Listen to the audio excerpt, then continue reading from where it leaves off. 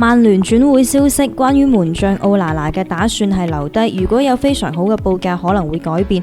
曼聯自年初同馬天尼斯嘅經紀人保持聯繫，而馬天尼斯唔想去沙特，想要去曼聯或者係其他豪門球隊，目前冇計劃出售奧拿拿嚟購買其他更貴嘅門將。阿摩連想要一名運動能力出色嘅中場以及一名中鋒。